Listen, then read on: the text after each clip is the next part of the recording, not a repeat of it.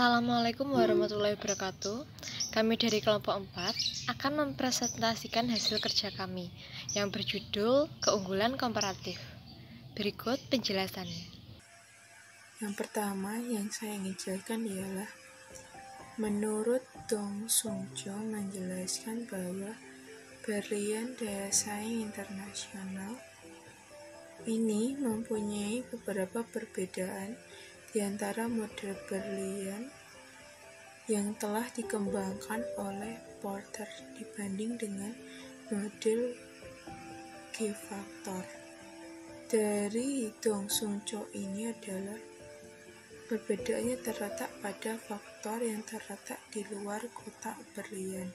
Selanjutnya adalah biaya komparatif. Biaya komparatif ini akan menjadi penentu di dalam arahan perdagangan di mana komoditas akan bergerak dari negara dengan keunggulan komparatif yang lebih tinggi ke negara dengan keunggulan komparatif yang lebih rendah CMSA. Untuk menguraikan tentang keunggulan komparatif dalam bab 3 mengenai dunia ini telah disederhanakan antara lain. Yang pertama, tenaga kerja sebagai satu-satunya sarana atau faktor produksi. 2. Hanya ada 2 macam barang. 3. Hanya ada 2 negara yang berdagang atau berniaga. 4. Pertukaran barter atau pertukaran barang dagang. Selanjutnya adalah di bab 4 akan membahas mengenai keunggulan komparatif sedikit lebih realistis, yaitu dengan memasukkan pertimbangan adanya yang antara lain 1. Sarana-sarana produksi selain tenaga kerja. 2. Lebih dari 2 macam barang yang diperdagangkan. 3. Lebih dari 2 negara yang berdagang. 4. Alat tukar dalam proses transaksi. Tujuan adanya bab 4 ini adalah untuk memperdalam pengertian mengenai konsep keunggulan komparatif. Selanjutnya akan disambung oleh sahabat saya. Saya akan melanjutkan penjelasan dari teman saya. Yang pertama yaitu biaya komparatif. Keunggulan komparatif diperlihatkan dengan perbandingan hari kerja yang dibutuhkan agar menghasilkan masing-masing barang. Seolah tenaga kerja sebagai sarana utama yang digunakan untuk menghasilkan barang tersebut tidak realistis. Namun kenyataannya, sarana produksi lain seperti tanah dan kapital perlu digunakan. Apakah dalil yang terdapat pada bab 3 menjadi tak berlaku apabila sarana produksi yang lain dimasukkan dalam pertimbangannya? Jawabannya tidak. Dalil tersebut masih berlaku bila sarana produksi yang digunakan tidak hanya tenaga kerja, maka ukuran perbandingan efisien yang dipakai bukan hanya hari kerja, tetapi biaya produksi per unit. Kita ambil contoh, misalnya di Indonesia, biaya produksi rempah per kilo adalah Rp100. Dan biaya produksi permadani per helai adalah Rp100. Sedangkan di Persia, biaya produksi per kilo rempah adalah 7, real. Dan sehelai permadani adalah Rp50. Maka kita dapat mengambil kesimpulan yang sama dengan yang kita ambil dalam bab 3. Harga relatif domestik sebelum perdagangan di Persia yaitu 1 helai permadani 2/3 kilo rempah. Sedangkan di Indonesia 1 helai permadani sama dengan 1 kilo rempah. Dari kedua harga domestik, dengan ini kita dapat mengambil kesimpulan yaitu mengenai apa yang diekspor ataupun diimpor oleh negara mana yang berspesialisasi dalam produksi. Sama persis dengan kasus satu sarana produksi tenaga kerja seperti dalam bab 3. Persia akan mengekspor permadani dan mengimpor rempah, sedangkan Indonesia akan mengekspor rempah dan mengirim permadani.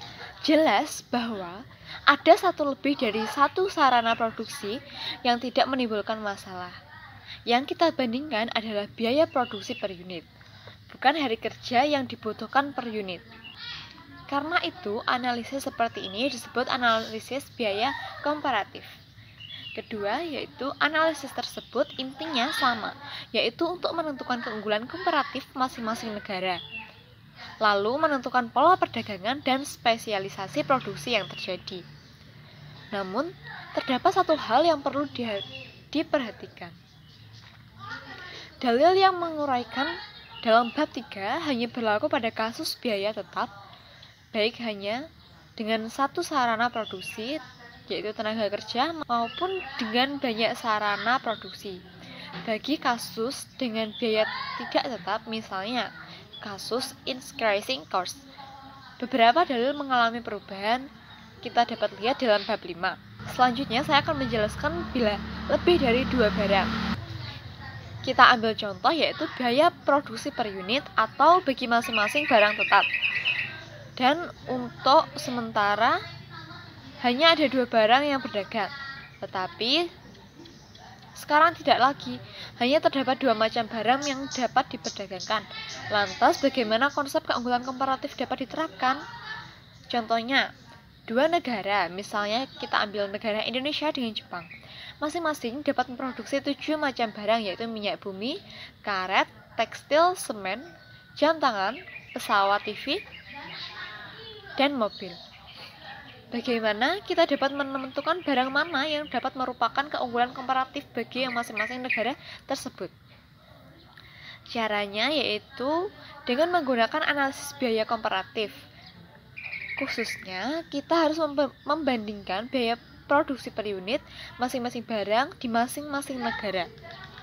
Tetapi agar perbandingan tersebut tidak dipengaruhi oleh perbedaan mata uang yang digunakan di masing-masing negara, maka biaya produksi tersebut perlu diserupakan dengan menyatakan bukan dalam satu uang, tetapi dalam satu biaya produksi salah sen barang. Misal kita ambil jam tangan. Kita lihat tabel. Tabel ini bisa dibaca sebagai berikut, yaitu 1 unit minyak bumi di Indonesia bisa diproduksikan dengan biaya yang sama, dengan 0,3 biaya produksi untuk sebuah jam tangan. Sedangkan di Jepang hanya bisa dihasilkan dengan 10 buah jam tangan. Suatu unit karet di Indonesia mempunyai biaya produksi sama dengan 1,0 biaya produksi sebuah jam tangan. Sedangkan di Indonesia sama dengan biaya produksi 2 buah jam tangan. Demikian seterusnya. Sampai barang yang terakhir yaitu mobil yang mempunyai biaya produksi per unit sama dengan biaya produksi 5.000 buah jam tangan di Indonesia atau 1.000 buah jam tangan di Jepang. Dengan angka ini kita sebetulnya sudah bisa mengatakan biaya produksi barang mana di Indonesia mempunyai keunggulan komparatif dan dalam produksi barang mana di Jepang mempunyai keunggulan komparatif. Tetapi skala keunggulan komparatif menjadi lebih jelas apabila kita menggabungkan kedua set angka tersebut menjadi satu skala efisien atau kedua skala keunggulan komparatif yang berlaku bagi 2 negara. Bila kita mempunyai angka biaya produksi, misalnya minyak bumi di Indonesia dengan biaya produksi barang yang sama di Jepang, maka kita akan mendapatkan angka yang menunjukkan biaya produksi minyak bumi di Indonesia relatif terhadap Jepang. Bagi barang-barang lain, kita bisa melakukan perhitungan yang sama. Melanjutkan presentasi dari teman saya sebelumnya, di sini saya Midian akan menjelaskan selanjutnya. Jadi, Indonesia mempunyai keunggulan komparatif yang paling kecil dalam bidang produksi mobil. Sebaliknya, dari segi Jepang kita bisa menyimpulkan bahwa keunggulan komparatif yang terbesar ada di bidang produksi mobil, di mana biaya komparatif yang terbesar ada di biaya produksi mobil. Misalnya aja angka biaya komparatif 5,0 dalam kolom 4 bisa diartikan bahwa Jepang 5 kali lebih efisien daripada Indonesia dalam bidang produksi mobil. Jepang 3 kali lebih efisien dibandingkan dalam produksi TV, dan seterusnya.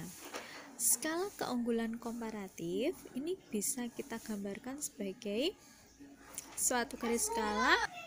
Analisis biaya komparatif memberikan cara untuk menentukan urutan atau ranking dari komparatif.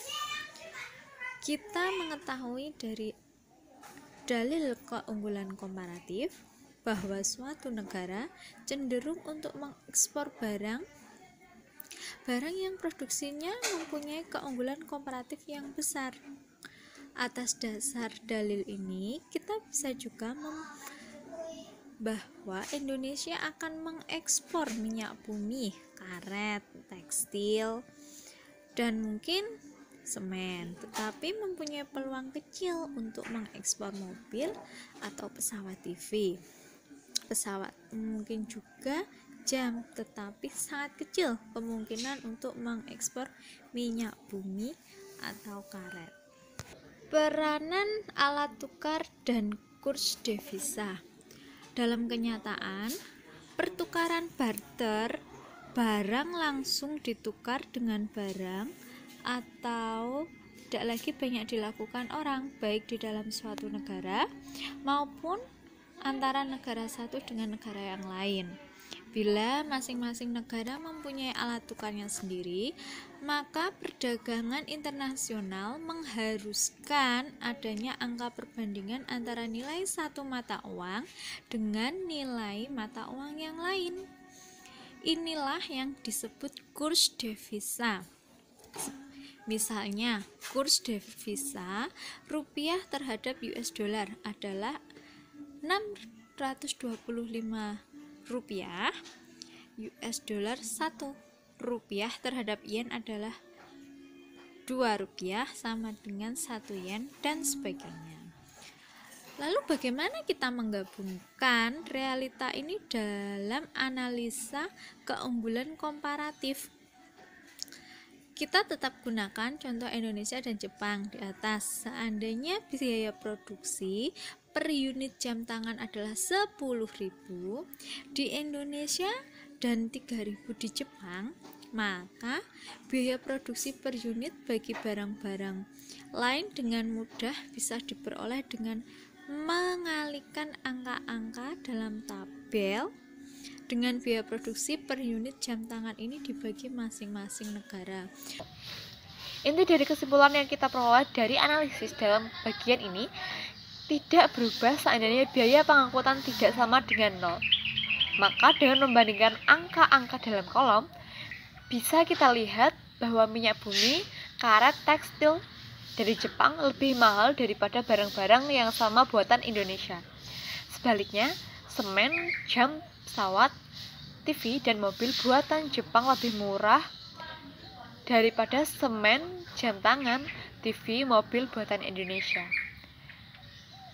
Dari kenyataan ini kita bisa simpulkan bahwa perdagangan bebas Indonesia akan mengimpor minyak bumi, karet, dan tekstil ke Jepang. Jepang tentu saja mempunyai pola perdagangan yang persis sebaliknya. Sekian video dari kami, bila ada kurang lebihnya kami mohon maaf. Wassalamualaikum warahmatullahi wabarakatuh.